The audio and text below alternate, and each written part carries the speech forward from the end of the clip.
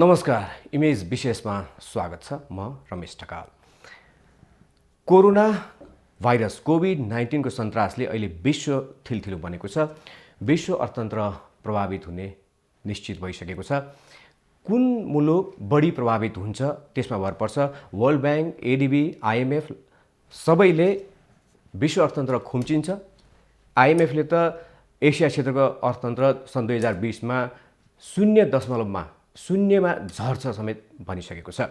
नेपालको पनि वर्ल्ड बैंकले 1.8 to 2.8, एडीबीले 4% को हाराहारी र आईएमएफले 2.5% को हाराहारीमा आर्थिक वृद्धि खुम्चिने प्रक्षेपण गरिसकेका छन्।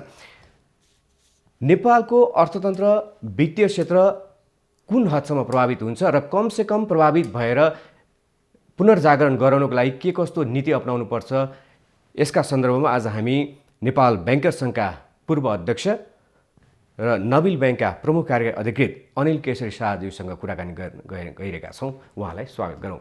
अनिल सर, इमेज विशेषमा स्वागत छ।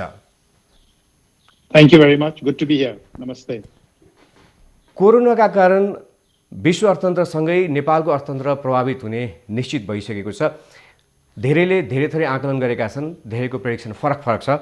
वर्ल्ड बैंकले 1.8 देखि 2.8% मा खुम्चिन्छ नेपाल अर्थतन्त्र भनेको छ। एडीबीले 4% र आईएमएफले 2.5%। तपाईको विश्लेषणमा नेपालको अर्थतन्त्र कुन हदमा आइपुग्ला, कुन हदसम्म पुग्ला? यो प्रश्नको उत्तर दिनु अहिले एकदम गाह्रो छ। विश्व बैंकले, एडीबी, आईएमएफले दिएको यो अङ्कहरू जुन छन् त्यो पनि एउटा प्रोजेक्सन मात्रै हो। किनभनेदेखि अहिले हेर्नुहुन्छ भनेदेखि हैन, हाम्रो छिमेकी राष्ट्र चीनमा जुन सुरु भयो र त्यहाँ जति कोरोना भाइरसले इम्प्याक्ट गर्यो, त्यसपछि अहिले जुन इन्डियामा भइरहेको छ, त्यो यो दुईटा हाम्रो छिमेकीको दाजुमा हाम्रो देशमा हेर्ने हो भनेदेखि त हाम्रो एकदम कम छ हैन। मान्छेले भन्छ टेस्टिङ कम भएर, तर म भन्छु यो यसमा म मान्दिनँ। किनभनेदेखि टेस्टिङ नभएर मान्छे बिरामी नहुने हैन, बिरामी भएको भएदेखि हाम्रो हस्पिटलभरि मान्छे हुनुपर्ने हो। त्यही भएर अहिलेसम्म चाहिँ जे कारणले भए पनि कोरोना भाइरसको इम्प्याक्ट अहिले मिनिमम छ। त्यो भनेर हामी अलिकति सतर्क हुनु नपर्ने हैन। हाम्रो लकडाउन एकदम राम्रो चिज हो। लकडाउन भइरहेको छ, टेस्टिङ जहाँ जहाँ चाहिरहेको छ त्यो भइरहेको छ हैन। त्यही भएर यस्तै स्थितिमा गयो भनेदेखि एउटा अर्थतन्त्रमा एउटा प्रभाव पर्छ हैन। अब चाहिँ यो सुरुवात मात्रै हो। आउने दिनहरूमा सयौं अनि हजारौं मान्छेहरू पोजिटिभ टेस्ट हुन्छ अनि त्यसपछि चाहिँ हाम्रो पनि हैन आइसोलेसन वार्डहरू, हस्पिटलहरू भरिन्छ भनेदेखि त्यसको अर्कै हुन्छ। र त्यो भन्दा पनि बढी जस्तै चाइना इटली र स्पेनमा भयो, जहिले जस्तो अहिले अमेरिकाको कुनै सहरहरूमा भइरहेको छ, त्यस्तो किसिमको एकदम साथ नकारात्मक प्रभाव पर्यो भनेदेखि त्यसमा अर्थतन्त्रको अर्कै त्यसको नकारात्मक प्रभाव पर्छ। त्यही भएर म त के भन्छु भने अहिले चाहिँ हामी सतर्क हुनुपर्छ, हामी प्रिपेयर्ड हुनुपर्छ र हरेक नेपाली नागरिकले यसमा एउटा रोल खेल्न सकिनेछ। र त्यो भनेको चाहिँ हामी घर बसेर हामी स्वस्थ बस्यौँ भनेदेखि अहिले 3 हप्ता होला, 2 महिना होला, 3 महिना होला, हामी स्वस्थ बस्यौँ भनेदेखि चाहिँ हाम्रो अर्थतन्त्रलाई फेरि उभाउनु हामी धेरै चाँडो सक्छौँ। तर अब यसको प्रभाव हाम्रो अर्थतन्त्रमा कहाँ पर्छ? एउटा चाहिँ रेमिटेन्स हैन, जुन रेमिटेन्स सेन्डिङ मेन कन्ट्रिज खाडी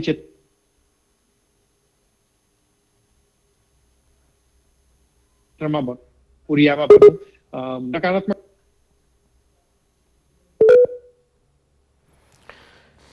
उहाँ हुनुहुन्थ्यो नबिल बैंकका प्रमुख कार्यकारी अधिकृत अनिल केशरी शाह। कोरोनाका कारण विश्व अर्थतन्त्र प्रभावित हुँदैछ।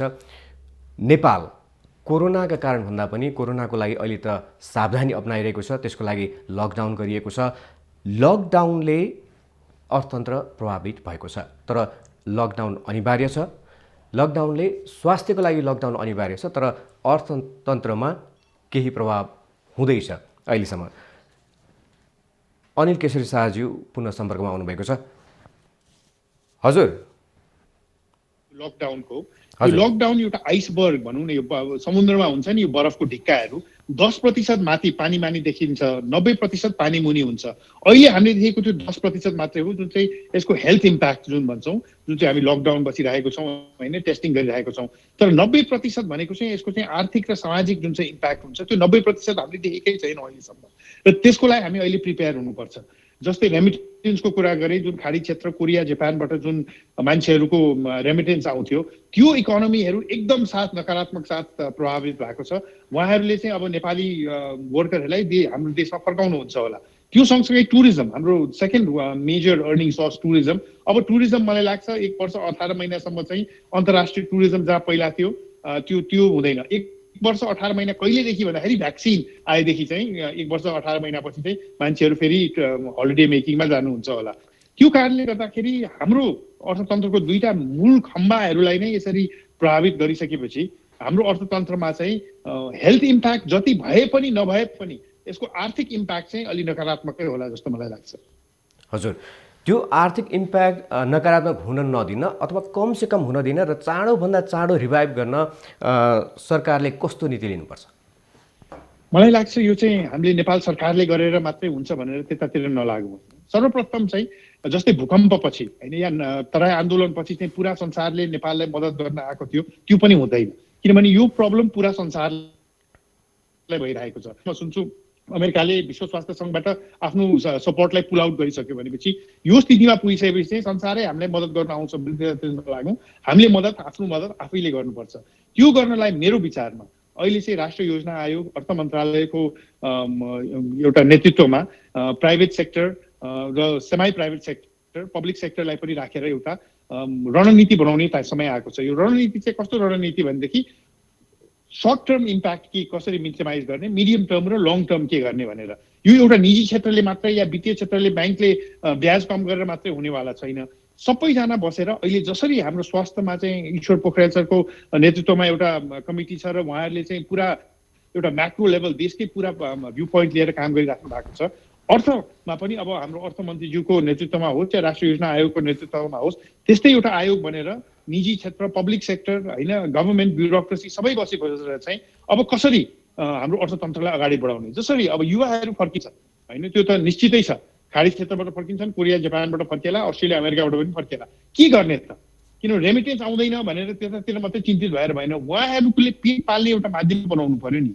त्यही भएर यो कालो बादलको होइन चाँदीको घेरा के हुनसक्छ भनेदेखि उहाँहरू फर्केपछि हामीले एउटा यस्तो वातावरण बनाइदिउँ कि उहाँहरूले चाहिँ सानो तथा मध्यम एन्टरप्राइजेस एन्टरप्रिन्योरसिप गर्न सक्ने या गाउँ गाउँमा गएर फेरि उहाँहरूले कृषिबाटै उत्पादन गरेर आफ्नो पेट पाल्न सक्ने, आफ्नो एउटा जिन्दगी अगाडि बढाउन सक्ने एउटा वातावरण बनाउन सक्यौँ भनेदेखि चाहिँ यसको एउटा सकारात्मक प्रभाव पनि हुनसक्छ कोरोना भाइरसको। जस्तै वित्तीय क्षेत्रकै कुरा गर्नुभयो भनेदेखि हाम्रो होइन क ख वर्गको ब्याङ्कहरू धेरैले यो मोबाइल ब्याङ्किङ डिजिटल ब्याङ्किङ यो थियो भनेर 10 वर्ष 12 वर्ष भइसक्यो होला लिएर आएको। हाम्रो ग्राहक इन्ट्रेस्टेडै हुनु हुँदैन थियो त्यसमा। अहिले आएर बाध्य हेर्नुहुन्छ भनेदेखि बाध्य भएपछि चाहिँ सबैजना इन्ट्रेस्टेड हुनुहुन्छ। जस्तै सबै संसारले नै केनियाको इक्जाम्पल दिन्छ हामीलाई। ई पैसा भन्ने केनियामा छ, सबै केनियनले ई पैसा चलाउँछ, नेपालमा किन चलाउँदैन भनेर हामीले अलिकति अध्ययन गर्दाखेरि ई पैसा केनियामा किन चलाउँदो रहेछ भने केनियाको क्राइम रेट एकदम हाई रहेछ। पैसा बोक्यो भने छुरी देखाएर या बन्दुक देखाएर मान्छेले रब गरिहाल्ने भएर मान्छेले पैसा नबोकिकन मोबाइल ब्याङ्किङ डिजिटल ब्याङ्किङ गर्दो रहेछ। अब त्यहाँ क्राइमले गर्यो भने नेपालमा चाहिँ डिजिटल ब्याङ्किङतिर कोरोना भाइरसले हाम्रो पुरा ग्राहक वर्गलाई त्यहाँ धकेलिरहेको छ। ब्याङ्कहरूको डिजिटल ब्याङ्किङतर्फ प्राथमिकीकरण हुनु पर्यो। जनता पनि सिधै जान खोजे बाध्यताका बस डिजिटल ब्याङ्किङमा जानु पर्यो। यसका यो सँगै फेरि साइबर सेक्युरिटीको थ्रेट पनि बढ्ने हो कि त्यो सँगै हामी जुझ्न सक्छौँ? डेफिनेटली। किनभनेदेखि जब भूकम्प गयो नि, भूकम्प गएपछि कतिवटा वित्तीय संस्थाहरूको शाखाहरू पनि एकदम साथ प्रभावित भए होइन, नष्ट भए। मान्छेहरू त्यहाँ चोरहरू पनि थिए होला कि भोल्ट अब नष्ट भयो त्यहाँबाट पैसा निकालौँ भने जस्तै अहिले डिजिटल ब्याङ्किङमा पनि सबैजना डिजिटलमा जाँदाखेरि त्यहाँ पनि ह्याक गर्ने मान्छेहरू त्यहाँ पनि चोरहरू छन्।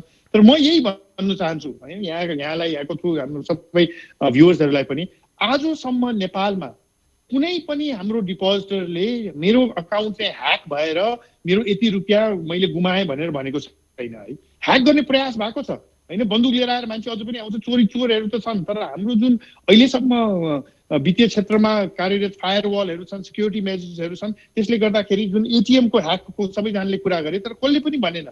कतिवटा देशमा यहाँले सुन्नु भएको छ कि एटिएम ह्याक गर्दै त्यो वित्तीय संस्थाहरूले थाहा पाएर ह्याकलाई रोक्यो मात्रै होइन, ह्याक गर्ने मान्छेहरूलाई पनि समायो। त्यो धेरै कम हुन्छ यस्तो है। त्यही भएर चाहिँ नेपालको चाहिँ वित्तीय संस्थाहरूको सिक्युरिटी यतिले पुग्छ पुग्दैन। हरेक महिना हरेक वर्ष हामीले चाहिँ इन्भेस्ट गरिराख्नुपर्छ, नयाँ फायरवलहरू सिक्युरिटी मेजर राखिराख्नुपर्छ। तर जुन छ त्यो पनि आफ्नो ठाउँमा सुरक्षितै छ। र अहिले जब अधिकांश हाम्रो ग्राहकले चाहिँ डिजिटलतिर जाउँ भनिराख्नु भएको छ त्यो बेलामा चाहिँ हामीले डिजिटललाई कसरी अझ सेक्योर बनाउने भनेर सबै वित्तीय संस्थाहरूले त्यतातिर हाम्रो इन्भेस्टमेन्ट हाम्रो ध्यान पनि गइ नै रहेको छ। सरकारको पनि ई गभर्नेन्स लाई चाहिँ बढी कार्यान्वयनतर्फ लानु पर्यो, महत्त्व झन् बढ्यो भन्ने पनि देखियो। यो कोरोनाले विश्व अर्थतन्त्रमा संरचनागत परिवर्तन पनि आउन सक्छ भन्ने आकलन गरिएको छ। कस्ता कस्ता खालका परिवर्तन आउन सक्छ? अब जस्तै अब हामीले नै देखिरहेको छौँ हाम्रो छिमेकी राष्ट्र चाइना चाहिँ अब आउने इकोनोमिक पावर हुन्छ भन्ने अधिकांश होइन इकोनोमिक्स रिभ्युजहरूमा चाहिँ हामीले हेरि नै रहेको छौँ। त्यस्तै गरेर चाहिँ युरोप अमेरिकाको चाहिँ अर्थतन्त्रमा यसलाई कति नकारात्मक प्रभाव पर्न सक्छ होला भनेर त्यसको पनि हामी एनालिसिस हेरिरहेको छौँ। त्यही भएर अघि मैले भनेको जस्तो यो नेपाल सीमित मात्रै भूकम्प भनेको नेपालमा मात्रै थियो हामी सम्झिन्छौँ। अमेरिकाबाट, चाइनाबाट, बेलायतबाट, भारतबाट होइन सबै मित्र राष्ट्रबाट हामीलाई कति सहयोग आएको थियो। अहिले त त्यो मित्र राष्ट्रहरूमै यो धराप परिरहेको बेलामा उहाँहरूले हामीलाई कसरी सहयोग गर्ने, उहाँहरूको होइन आफ्नो पपुलेसनलाई नै सहयोग गर्न नसकिरहेको बेलामा हामीलाई सहयोग गर्नु अलिक गाह्रो होला। त्यो कारणले गर्दाखेरि the world economic scenario will change. भूकम्प जस्तो पनि होइन, जनयुद्ध जस्तो पनि होइन, तराई आन्दोलन जस्तो पनि होइन, यो त्यो सबैभन्दा पनि धेरै लेभलमा धेरै प्रभाव पार्ने यो कोरोना भाइरस हो। हामीलाई मैले अघि पनि भने 10% हामीले देखेको छौँ, 90% देख्नु बाँकी नै छ। हजुर अनिल सर, निजी क्षेत्रका सङ्गठनले चेम्बर अफ कमर्स, सिएनआई, एफएनसिआई सबैले सुझाव बुझाइसकेका छन्, राष्ट्र ब्याङ्क समक्ष बुझाएका छन्, अर्थमन्त्री समक्ष बुझाएका छन्। स्प्रेड दर घटाउनु पर्यो, कर्जा ब्याज घटाउनु पर्यो भन्ने उनीहरूको मुख्य माग छ। अब सबैको माग चाहिँ अहिले ब्याङ्क तथा वित्तीय संस्थातर्फ सोझिएको छ। यो अब एकातिर निजी क्षेत्रका सङ्गठनहरूले अध्ययन गर्नु पर्यो पनि भनिरहेका छन्, यसको क्षति कति भएको छ यसको आकलन गर्नुको लागि अध्ययन गर्नु पर्यो भनिरहेका छन्। अर्कोतिर कर्जा घटाउनु पर्यो, 3% बिन्दुले घटाउनु पर्यो, 5% बिन्दुले घटाउनु पर्यो, अथवा यति प्रतिशतमा राख्नु पर्यो भन्ने माग छ। यो कर्जा दर घटाउँदैमा, स्प्रेड दर घटाउँदैमा समस्या समाधान हुने हो कि अथवा बृहत अध्ययन गरेर विस्तृत प्याकेज ल्याउनु पर्ने हो? तपाईँको प्रश्नको उत्तर प्रश्नमै छ जस्तो छ होइन। म ब्याङ्कर हुनुभन्दा अगाडि एउटा नेपाली पनि हुँ। ब्याङ्कले ब्याज दर कम गरेर हाम्रो यो आर्थिक नकारात्मक प्रभाव हुँदैन भनेदेखि सबै ब्याङ्कहरूले ब्याज दर कम गरेर एकदम साथ गरिदिन्छ। तर त्यतिले मात्रै हुँदैन है। आज नै हेर्नुहुन्छ भनेदेखि ब्याङ्कले ब्याज दर कम गर्दाखेरि कतिजनालाई फाइदा हुन्छ र 1-2 महिनाको भाडा कम गरिदिने हो भनेदेखि कतिजनालाई नेपालीलाई फाइदा हुन्छ। त्यसले तपाईँलाई नै थाहा, यसो विचार गर्नुभयो भने थाहा हुन्छ। त्यही भएर म भन्छु हो ब्याङ्कले ब्याज दर कम गर्नुपर्छ, हाम्रो स्प्रेड रेट कम गर्नुपर्छ। अहिले नाफामुखी हुने टाइम होइन, अहिले नाफा होइन।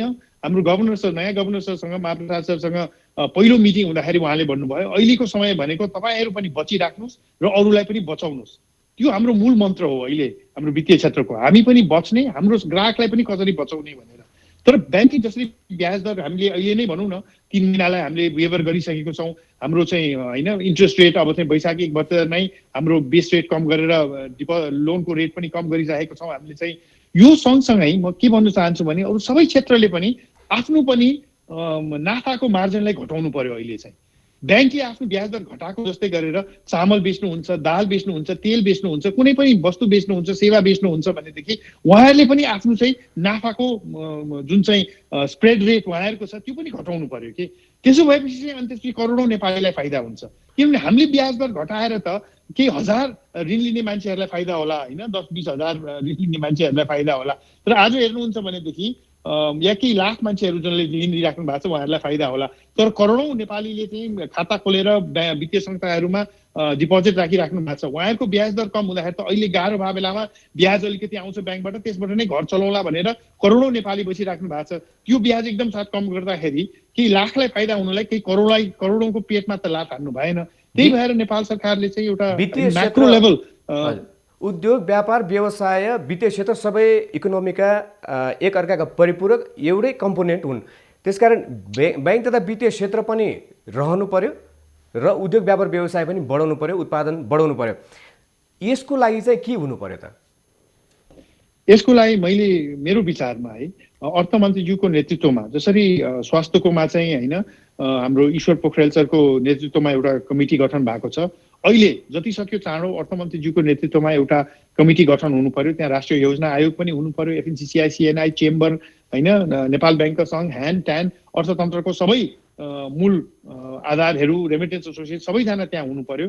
अनि बसेर होइन, यो यो डिजिटली होस् या जसरी भए पनि एउटा होइन 2-4 दिनकै मिटिङ गरिकन चाहिँ यो पिस मिलमा होइन कि वित्तीय क्षेत्रको ब्याज घटाएर हुन्छ कि त्यो चामलको भाउ घटाएर हुन्छ कि होइन कि पुरा एउटा देशको अर्थतन्त्रको पुरा नक्सालाई त्यहाँ अगाडि राखेर चाहिँ हामीले कसरी चाहिँ यो पुरा नक्सालाई सर्ट टर्म, मिडियम टर्म र लङ टर्ममा यसको नकारात्मक प्रभावलाई सकेसम्म कम गर्ने, अनि त्यसपछि अगाडि बढ्दाखेरि चाहिँ कसरी यसको सकारात्मक प्रभावलाई चाहिँ अगाडि बढाउने भनेर एउटा रणनीति बनाउनु पर्यो। किनभनेदेखि मैले त यो साँच्चै नै अब विदेशबाट जुन युवाहरू फर्किनुहुन्छ नि, हाम्रो देश भनेको युवाहरूको देश हो, 28 उमेरको देश होइन, मभन्दा धेरै कम उमेरको नेपालीहरूको देश हो। त्यो डेमोग्राफिक डिभिडेन्ड जुन भन्छ, युवाहरूले पसिना बगाएर होइन बुद्धि चलाएर काम गरेर विकास जुन ल्याउनु हुन्छ नि देशहरूमा, त्यो हाम्रो युवाहरूको डेमोग्राफिक डिभिडेन्ड चाहिँ खाडी क्षेत्र, कोरिया, जापान, अस्ट्रेलिया, अमेरिका र युरोपले अहिलेसम्म लिइरहेको थियो भने अब उहाँहरू फर्किनुहुन्छ यो कोरोनाले गरेर। त्यो वातावरण हामीले यहाँ बनाइदिनु सक्यौँ भनेदेखि चाहिँ त्यो डेमोग्राफिक डिभिडेन्ड अब नेपालको युवाको पसिनाको र बुद्धिको डेमोग्राफिक डिभिडेन्ड नेपालले नै लिन सक्छ। यो एउटा अवसरको रूपमा पनि लिउँ, यो अवसरलाई हामी नगुमाउँ, किनभने यो अवसरमा त्यो वातावरण हामीले बनाउन सकेनौँ भनेदेखि अनि त्यसपछि एउटा सामाजिक रूपमा, राजनीतिक रूपमा, आर्थिक रूपमा अनि एकदम नकारात्मक प्रभाव चाहिँ यसको चाहिँ पर्छ। हजुर, वैदेशिक रोजगारबाट युवाहरू फर्किनु भनेको रेमिटेन्स प्रभावित भए पनि नेपालमा सबैभन्दा अर्थतन्त्रको सबैभन्दा मेजर कम्पोनेन्ट चाहिँ लेबर हो, त्यो पनि युवा वर्ग नेपालमा फर्किनु भने त्यो राम्रो, तर उनीहरूको लागि उनीहरू आएपछि बेरोजगारी बढ्ने, उनीहरूलाई काममा लगाउन सक्यो भने त्यो एकदमै राम्रो हुन्छ। त्यसको लागि कस्तो नीति अपनाउनुपर्छ सरकारले?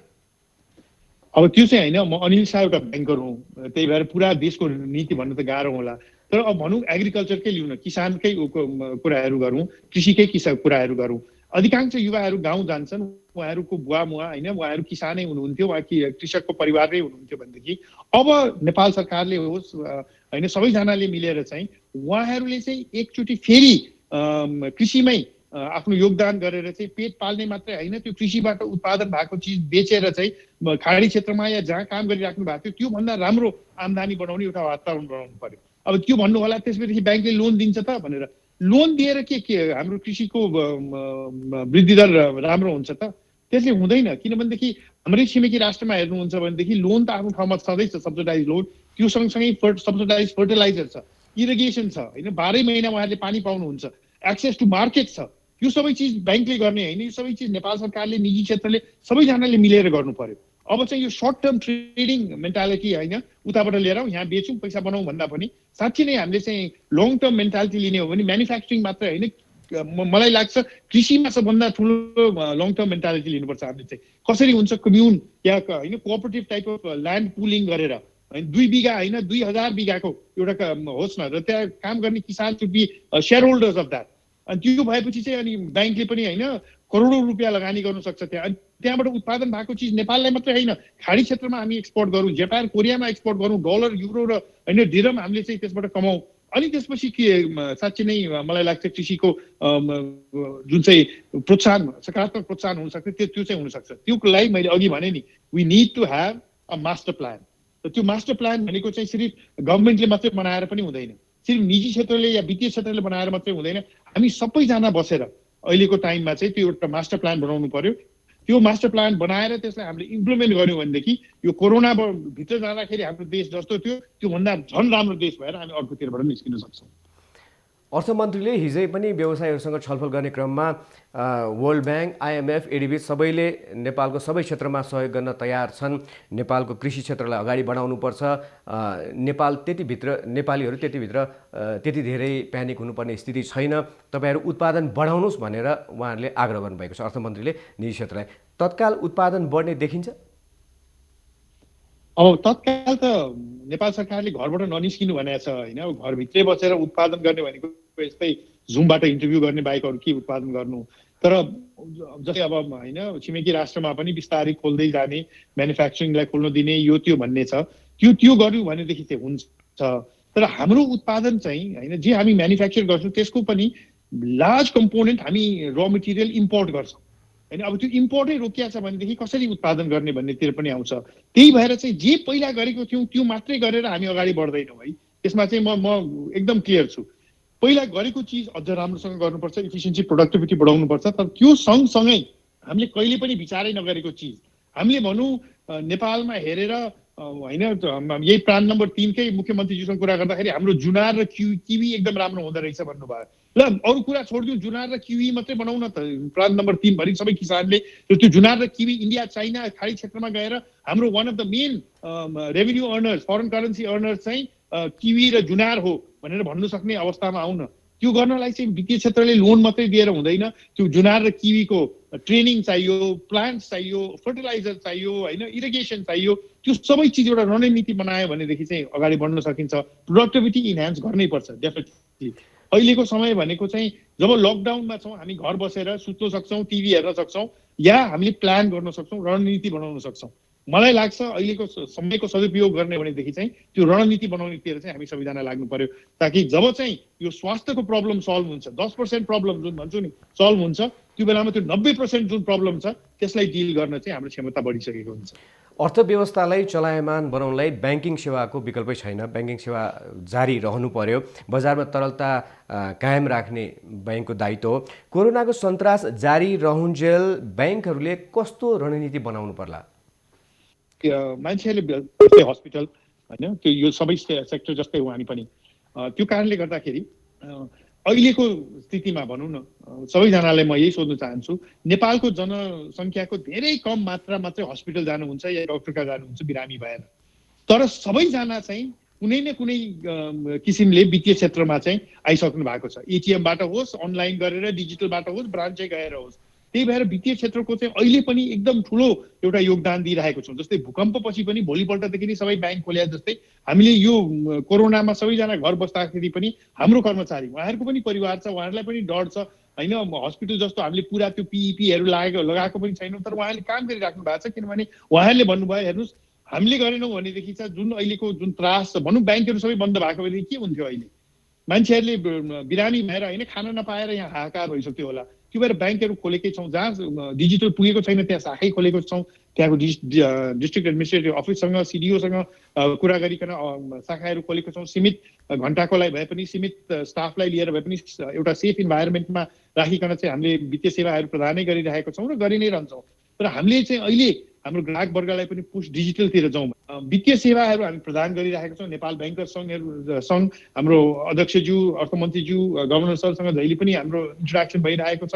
कहीँ त्रुटि भयो भने त्यसलाई हामी सुधार्दै गइरहेको छौँ र स्थिरता दिइरहेको छौँ। किनभनेदेखि सबभन्दा महत्त्वपूर्ण चिज हामीलाई अहिले के हो भनेदेखि हाम्रो ग्राहकको विश्वास हो। हामीलाई नाफाको केही पर्वाह छैन, होइन, अरू चिजको पर्वाह छैन। हाम्रो ग्राहकको विश्वास, यो चाहिँ हामीले भूकम्पपछि देख्यौँ। जब हामीले शाखा खोल्यौँ, अब मान्छेले पैसा निकाल्छ होला भन्दाखेरि अधिकांश मान्छे आएर चाहिँ पैसा डिपोजिट गर्यो, किनभने हाम्रो घरमा भन्दा मेरो ब्याङ्कमा यो मेरो पैसा सुरक्षित छ भनेर। अहिले पनि हेर्नुहुन्छ भनेदेखि मान्छेले डिजिटली हाम्रो दाल चामल किन्ने, यो माल चामल किन्ने चाहिँ डिजिटली गरिराख्नु भएको छ भनेदेखि शाखामा आउने मान्छेहरू धेरैले डिपोजिट पनि गरिराख्नु भएको छ। होइन, मेरै ब्याङ्कको कुरा गर्नुहुन्छ भने डिपोजिट बढी नै रहेछ अहिले पनि। त्यो भएर चाहिँ जुन विश्वास यो वित्तीय क्षेत्रले कमाएको छ, होइन, यो वर्षौँ काम गरेर त्यो विश्वासलाई हामी कायमै राख्छौँ। त्यही भएर एउटा ब्यालेन्सिङ एक्ट छ।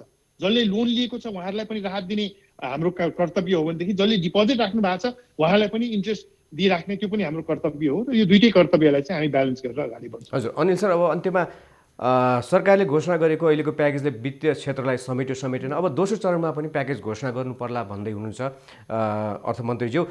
दोस्रो चरणमा वित्तीय क्षेत्रलाई कसरी समेट्नु पर्ला, बुँदागत रूपमा के भनिदिनुहोस्? म त के भन्छु भने पहिलो राहत प्याकेज आउँदाखेरि पनि हामीले त्यसलाई सकारात्मक रूपमा लिएको थियौँ। किनभनेदेखि अहिले अनसर्टेन्टी छ। जहाँ सुरुवात गरेँ म त्यही अन्त गर्न चाहन्छु। भोलि के हुन्छ, एक हप्तामा के हुन्छ, कोहीलाई पनि थाहा छैन, होइन। त्यही भएर एक हप्तामा हाम्रो 10,000वटा पोजिटिभ केस आयो भने एउटा हुन्छ, यस्तै गरेर 5वटा मात्रै केस आयो भनेदेखि अर्कै सिनेरियो हुन्छ। अब आउने राहत प्याकेजमा चाहिँ पहिला आएको राहत प्याकेज चाहिँ एकदम इमर्जेन्सीमा ल्याउनु पर्यो। हाम्रो राष्ट्र ब्याङ्कले, होइन, अर्थ मन्त्रालयले आफै एउटा गृह कार्य गरेर ल्याउनु भयो। अब आउने राहत प्याकेजमा चाहिँ वित्तीय क्षेत्रलाई मात्रै सोधेर होइन कि वित्तीय क्षेत्रले यो गर्नु पर्यो मात्रै होइन, पुरा निजी क्षेत्रलाई सोध्नु पर्यो कि उहाँहरूलाई के चाहिन्छ। त्यो अघि मैले टास्क फोर्स भने नि, एकचोटि हामी यो टास्क फोर्सको पहिलो कामै यही हुनु पर्यो कि अब के गर्ने त। जस्तै कोहीले केही माग्यो भने केही दिनु पनि पर्यो नि, होइन। कोहीले राहत चाहियो, मलाई ब्याजमा राहत चाहियो, होइन, मलाई चाहिँ यसमा यो भ्याटमा राहत चाहियो या बिजुलीमा राहत चाहियो भने ठिकै छ। तपाईँले उत्पादन गर्नु भएको सामान जे छ त्यसमा के राहत दिनुहुन्छ त ग्राहकलाई? होइन तपाईँले चामल ल्याउनुहुन्छ भनेदेखि तेल बेच्नुहुन्छ भने दाल बेच्नुहुन्छ भने त्यसमा कति दाम घटाउनुहुन्छ त तपाईँले सबै राहत चाहिँ लिने आफूले नै घटाउने भन्ने त छैन जस्तै ब्याङ्कले ब्याज घटाइदिएको छ ब्याङ्कले लोनको रिपेमेन्टलाई 3 महिना उता सारिदिएको छ यो सबै चिज गर्दाखेरि ब्याङ्किङ क्षेत्रमा हेर्नुहुन्छ भने अरबौँ रुपियाँको यसको प्रभाव परिसकेको छ अरबौँ रुपियाँको है करोडौँ होइन तर अब यो गरेर जसले चाहिँ यो राहतको फाइदा पायो उहाँहरूले उहाँहरूको ग्राहकलाई के फाइदा दिने त किन मलाई चाहिँ राहत मात्रै चाहियो म केही पनि नदिने त भन्नु सकिँदैन कहिले पनि नाफामुखी नहुने भनेको सिर्फ वित्तीय क्षेत्र मात्रै होइन सबै निजी क्षेत्र चाहिँ अहिले नाफालाई यथावत राखेर कसरी बच्ने हाम्रो गभर्नर सरले भन्नुभएको हामी पनि बच्नु पर्यो अरूलाई पनि बचाउनु पर्यो जसरी हामीले हाम्रो ग्राहकलाई गरिरहेको छौँ हाम्रो ग्राहकले पनि उहाँहरूको ग्राहकलाई पनि त्यही गर्नु पर्यो उहाँहरू हाम्रो ग्राहक पनि बस्नु पर्यो उहाँहरूको ग्राहकलाई पनि बचाउनु पर्यो यो एउटा सोचबाट अगाडि बढ्यौँ भनेदेखि चाहिँ यो कोरोना भाइरसको यो महामारीबाट पनि हामी राम्रोसँग अगाडि निस्किन सक्छ हस् हामीलाई समय दिनुभयो धेरै धेरै धन्यवाद थ्याङ्क यू भेरी मच उहाँ हुनुहुन्थ्यो नेपाल ब्याङ्कर सङ्घका पूर्व अध्यक्ष र नबिल ब्याङ्कका प्रमुख कार्यकारी अधिकृत अनिल केशरी शाह हामीसँग कोरोनाले नेपालमा पर्न सक्ने र कमभन्दा कम प्रभावका लागि चालिनुपर्ने कदम लगायतका सन्दर्भमा कुराकानी गर्नुहुँदै इमेज विशेष अहिलेलाई सकियो इमेज च्यानल हेर्दै रहनुहोला नमस्कार